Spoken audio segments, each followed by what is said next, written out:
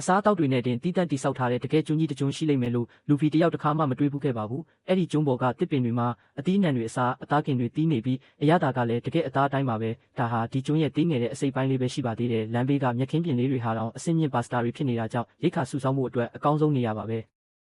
ချော့ပါတယောက်စိတ်လှုပ်ရှားစွာနဲ့လိုက်ကြည့်နေတော့မှပဲကြီးမားတဲ့လက်တစုံကသူ့ကိုလေထဲကိုမလိုက်ပါတယ်သူ့ကိုဖမ်းလိုက်တာကတော့အစားအသောက်မှုဆိုတိုရီကို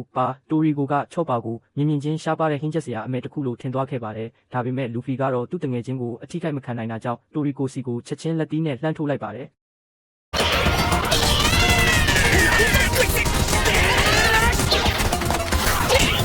အားလုံးစိတ်အေးလက်အေးရှိသွားကြမဲ့အချိန်မှာပဲတောနက်ထဲကနေကြောက်စရာကောင်းတဲ့မျက်လုံးပေါင်းများစွာပေါ်လာပြီးသူတို့ကိုဝိုင်းလိုက်ကြပါတယ်။အဲ့ဒီတရဝါရီစီကအယမ်းမွေးတဲ့အနံ့တွေထွက်နေတာကြောင့်လူဖီကတော့ဇဝေဇဝါဖြစ်နေပါတယ်။တိုရီကိုကသူတို့ဟာဝက်ကလေးကင်တွေရဲ့နေမြေထဲကိုရောက်နေတာလို့ရှင်းပြပါတယ်။ဒီတရဝါတွေကအယမ်းရတာရှိပေမဲ့ဖမ်းရတာတော့တော်တော်ခက်ပါတယ်။လူဖီနဲ့တိုရီကိုတို့ကတော့သွားရည်တွေကျနေပြီးဝက်ကလေးတစ်ကောင်ကိုအလွယ်တကူပဲဖမ်းလိုက်ကြပါတယ်။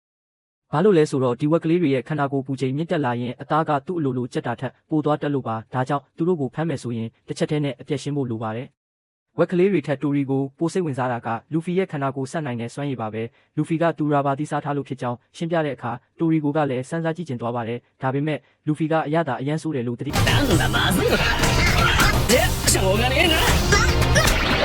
そこは味どうでもいいんじゃねပေးလိုက်တာကြောင့်သူတို့နှစ်ယောက်ဟာဝက်ကလေးကင်တွေကိုပဲအတူတူစားတော့ကြပါတော့တယ်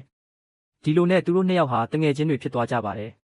တစ်ဖက်မှာလည်းဆန်ဂျီကနာမီအတွက်အထူးပြင်ဆင်ပေးထားတဲ့ဟင်းလျာကိုလူဖီကလူစားလိုက်တယ်လို့တိုရီကိုကလည်းနောက်တစ်ပုံကိုထက်ယူစားလိုက်ပြန်ပါတယ်။နာမီကဝက်ကလေးကင်တချို့ကိုပါဆယ်ထုတ်သွားဖို့ပြင်ပေမဲ့လူဖီနဲ့တိုရီကိုတို့ကအကုန်စားပစ်လိုက်ပြီဆိုတာသိလိုက်ရပါတယ်။အဲ့ဒီနောက်တိုရီကိုကဗိုက်စာငှက်ဆိုတဲ့နောက်ထပ်ထူးခြားတဲ့အစားအစာတစ်ခုအကြောင်းပြောပြပါတယ်။အဲ့ဒီအသားကပါဇက်ထဲမှာတင်အရေးပြောသွားတာမျိုးပါ။